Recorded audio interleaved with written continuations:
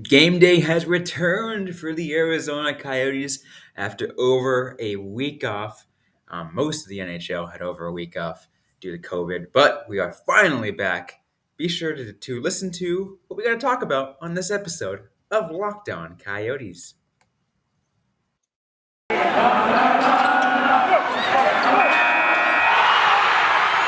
Your Locked On Coyotes, your daily podcast on the Arizona Coyotes, part of the Locked On Podcast Network. Your team every day.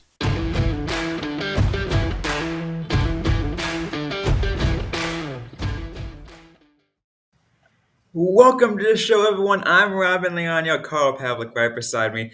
I'm glad to be back after a vacation. As you see, I'm still not exactly back from vacation. I am on the road still, back from Northern California.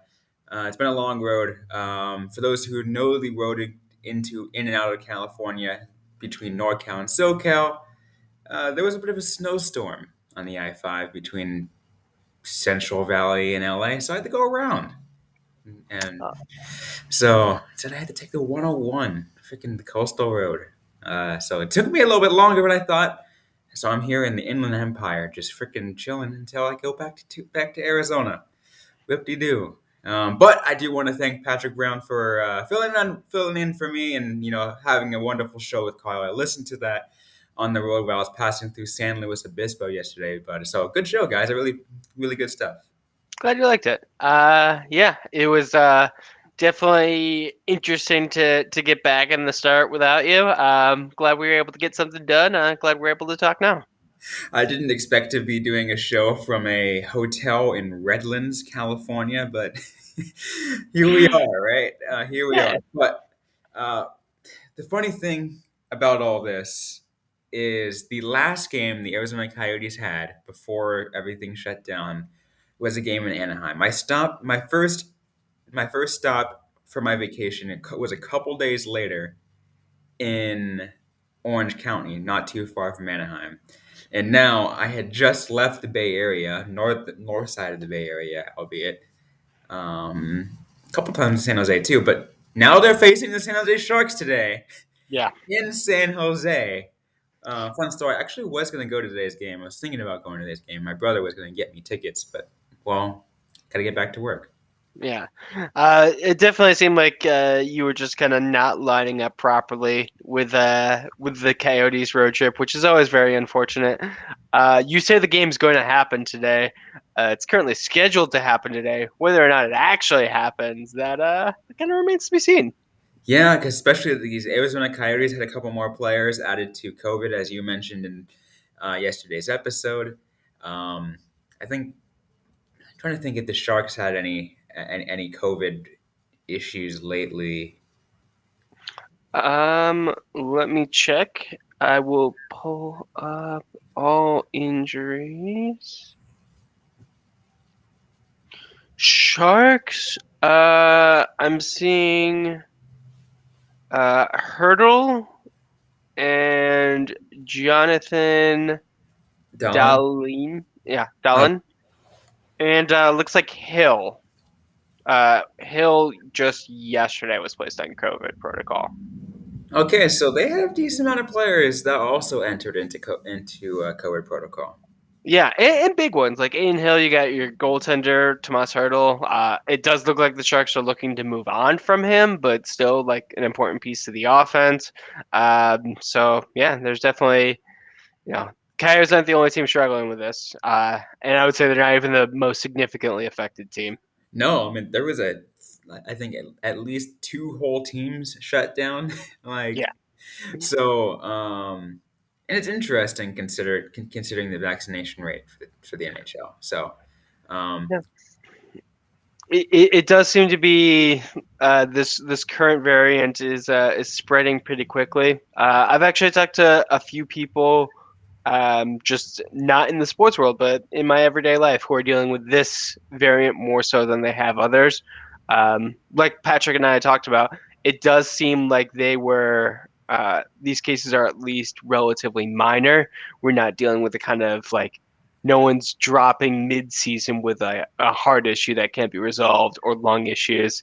And as someone who just earlier this month had to get a lung test for my allergies.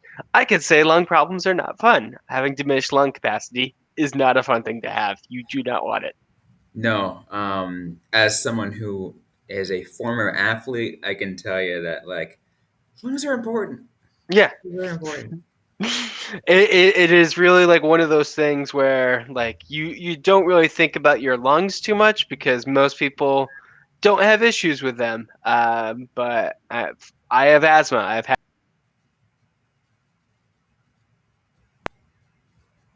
Uh, you froze for a second. You went muted.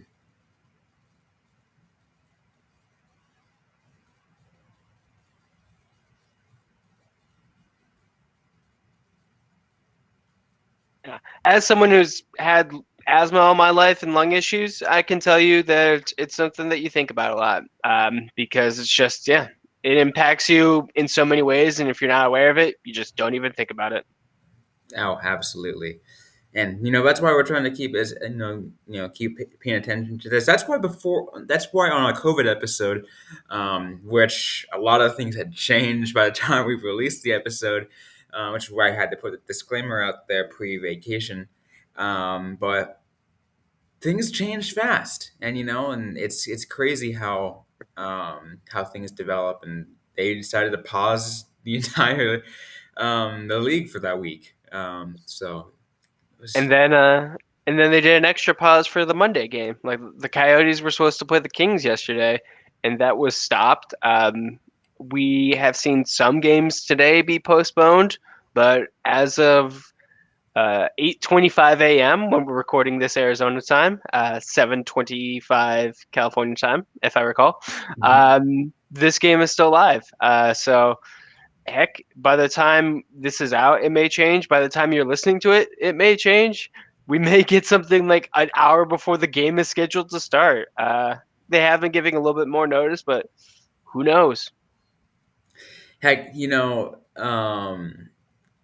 I it's interesting to think about that of how cancellations happen. It can happen all the way up to the last second, and I was just thinking back to something I saw this morning when I saw that you know when I thought about college football too. But Tucson's bowl game, the Arizona Bowl, got canceled because Yeah, of the team got COVID, and that's a bowl game that people plan for.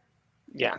Like, so if this game gets canceled, up to like an hour before game, honestly, I won't be surprised. Although I'm counting on this happening because it's both of my teams. Yeah. Honestly, at this point, nothing that happens is going to really surprise me. The NHL is going to make decisions, and I'm going to see some logic in it, but I'm not going to be overly surprised by anything they do. You cannot be surprised by anything right now, or you have to be surprised by everything. Those are the two options. Surprised by nothing and surprised by everything. That is, there's no middle ground here. So you can't pick and choose in this day Nope, and age. not right now. You can't. Anyways, though, we got more to get to on this episode of Lockdown Coyotes. We'll get into the official preview of how we think this game is going to go. Arizona Coyotes at San Jose Sharks. That game.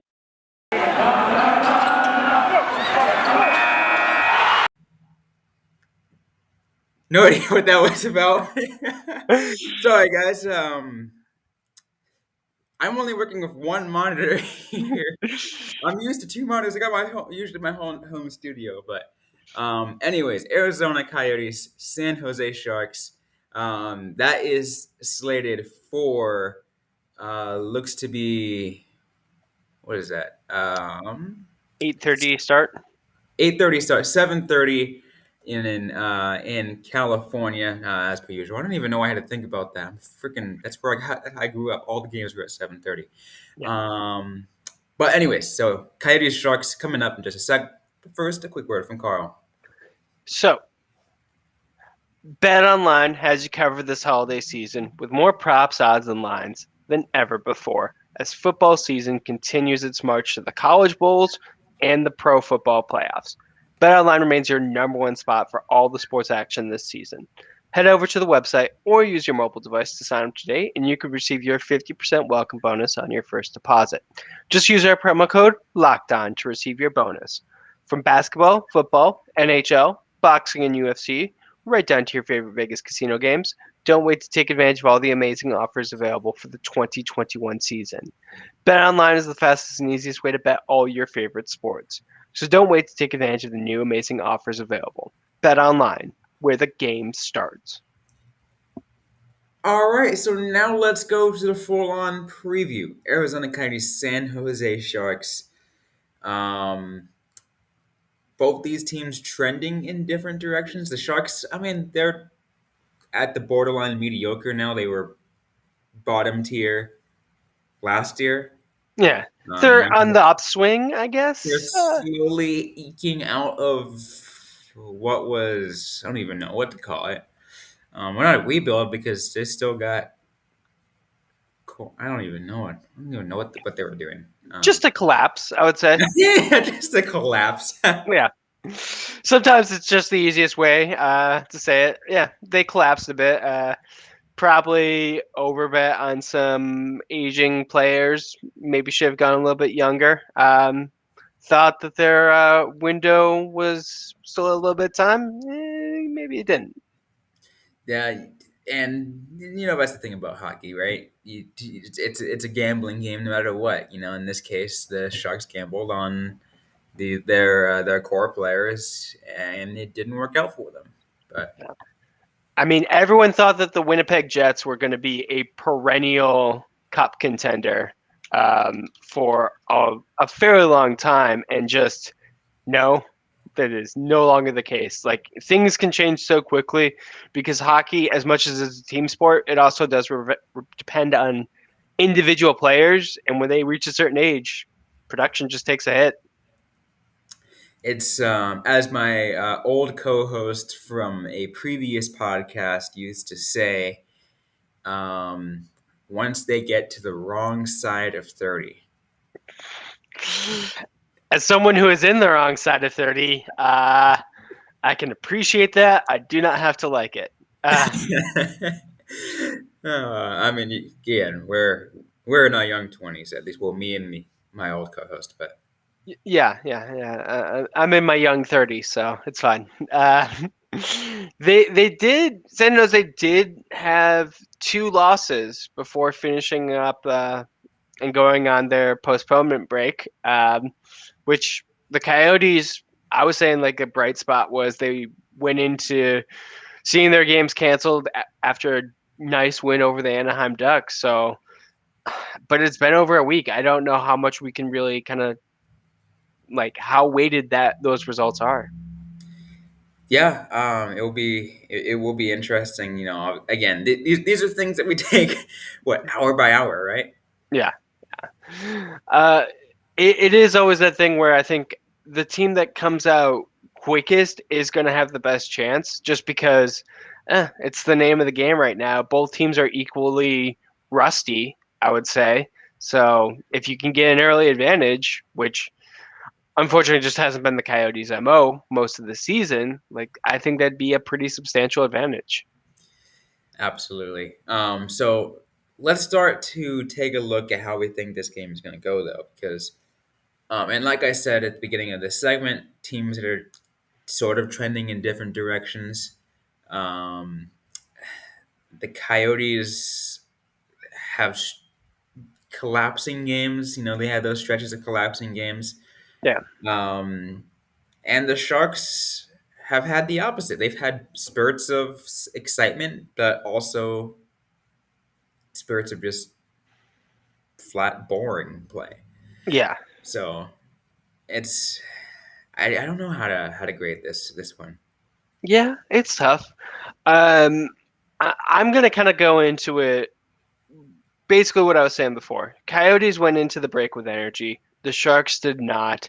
I think that gives the Coyotes a little bit more chance to be motivated. Like, I desire to be like, hey, we got to keep this going. We're going to start strong. Whereas I think the Sharks maybe spent a little bit more time kind of in their own heads this holiday break, thinking, kind of what's going to go on with that. So I think the Coyotes start strong, and I think they get good enough goaltending to kind of keep them in a game, even despite a minor collapse that we'll see in the second period. Part of me kind of wishes that Aiden Hill did not enter the COVID protocol because remember how we were talking about former players Yeah, against the Coyotes and how they play. And I'm not saying I want to see him just absolutely shut out the Coyotes. That would just be depressing. But that would. like it'd be those are fun things just to see former players do well. Yeah, I have no ill will against Hill. Yeah, that kind of rhymed. Yeah. Um, he definitely did what he needed to do. It didn't seem like he was asking for a way out. Didn't bash the team or anyone who works like covering the team from there. So yeah, I hope Hill has a long and fruitful career with the Sharks. But he's not in there today, and I'm not going to be too upset about that. Absolutely. Um, but that leaves, I think, who do the Sharks have then? They had, I'm assuming it's going to be James Reimer then as their goalie. Um, do we have a confirmed goaltender for the Coyotes today? Is it going to be Wedgwood? I haven't seen anything. It's a bit too early though.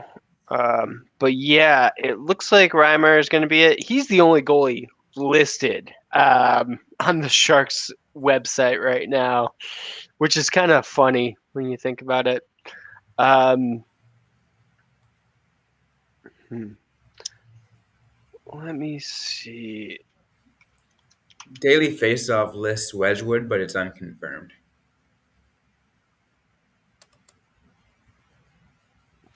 Uh, and I'm not seeing anything from like practices yesterday from any of the beat reporters. Mostly people just talking about the taxi squad. Um, which let's bring that up. In addition to the taxi squad, we saw forward Yan Yannick get the call up. Mm-hmm. Chance he may play in tonight's game. Definitely, this is going to be one of the more physical Coyotes teams I think we've seen, with both O'Brien and Yannick causing some havoc. Although the team will be without Kraus and Labushkin, also two of its more physical players. So maybe that'll be a bit of a wash. Maybe then just dress him Alma then. Yeah. Mama, he definitely. I think he may make his NHL debut at some point, just to kind of see what he can do at the top level. But definitely one of the more interesting players to be on the lookout. This team is I, there's not too much left they can take from the Roadrunners, but I think we're gonna get that with the taxi squad. Oh, believe me, when I go into the Tucson Arena later this week when they host San Diego Gulls, Yeah. I'm gonna be like Patrick Star when he comes home. Who are you people? Yeah, it's I mean, if you think about it, the Coyotes were already dealing with so many injuries, and now just a taxi squad on top of it. It's really depleting the minor leagues. I'm glad we got a chance to talk about that with some of the Tucson guys on the pre-recorded episodes last week. Absolutely. And then we didn't even, like I think with Brett Farrer we're only speculating the idea of Texas squad's going to coming back, but and how it Yeah, might affect the Roadrunners and look where we are now. yeah. I think we all kind of came to the conclusion, man, they should just start with taxi squads. Yeah. It it would be yeah, it's just interesting. I'm not a fan of the taxi squads because of the way they get set up, but they're there for a reason and I understand it. Yeah. As I said yesterday, I think it's a temporary thing, and so I'm fine with it. I don't think it should be a permanent addition to, No. unlike the third goalie, which we've talked about before. I think that should be a thing. Yes. Taxi squad in general, though, no. Although I do have a soft spot for the e-bugs. Yeah. Yeah. But that's just a feel good story. You can get feel good third string goalie stories. They'll still be there, so you'll still get the fun. But the accountant by day, goaltender e-bug by night, like, come But that's so rare.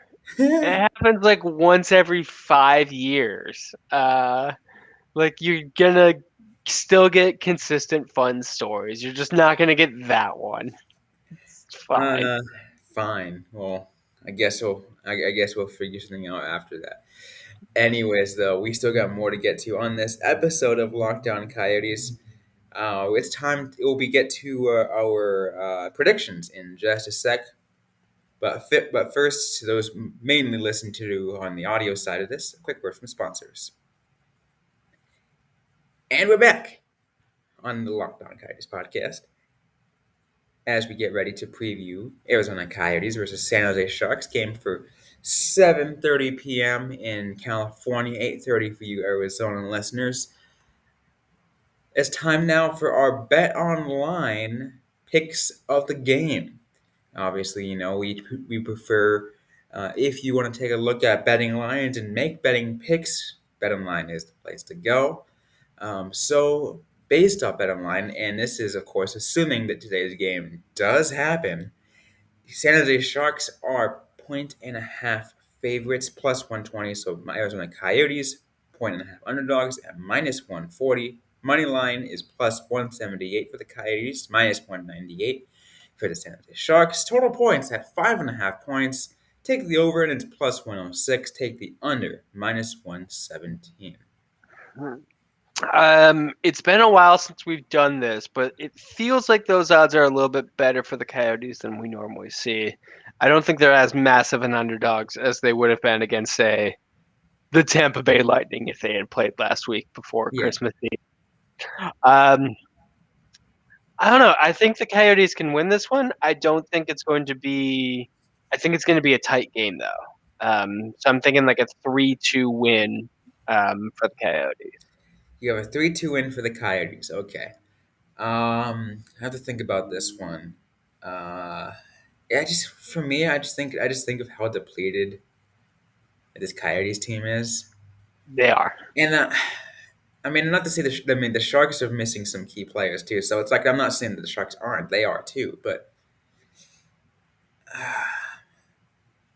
it's hard to tell because these teams both had a week off. It's just like, what are you like? Like, how do you determine momentum? Because there is none for either team. Yeah. Um, Uh, if let's just give a quick recap of everyone the Coyotes have that's on COVID protocol or otherwise out. The more recent ones: Christian Fisher, Ilya Labushkin, Liam O'Brien. So he's not going to be in that game. Alex Yelchenyuk, Lawson Krause, Jay Beagle, Jacob Chikrin, Ryan DeZingle. And those are the more recent ones. That's a very depleted team because those names don't mean much. But for the Coyotes, who don't have a lot, that's a lot. that is a lot, and because of that, I don't like even I've got. I mean, yes, do I have a lot of faith in either wedgie or veggie? Yeah, I think they can pull. They can make a game interesting. I just don't think that the talent in front of them is going to have enough to do it. Mm, So I'm gonna say it's gonna be a 4-2 San Jose Sharks win. okay, I can see that. And I definitely agree with you that they don't have the talent. I largely predict more like a backup kind of goalie situation where the team just knows they're depleted. They're on the road. They simplify the game. They just go like defense first, play some nice boring hockey, and get the win that way. Um, and I think the odds of them being able to pull off a win like that are are pretty low. Yeah. But if they can, like this is what I've said a lot, if they can play everything like close to perfect, they can maybe do something. So what you're saying is people take your betting advice with extreme caution. Mine Yes. is a little more.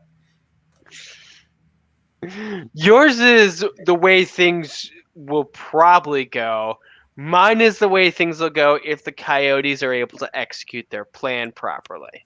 Uh, And that's also that's putting on the if.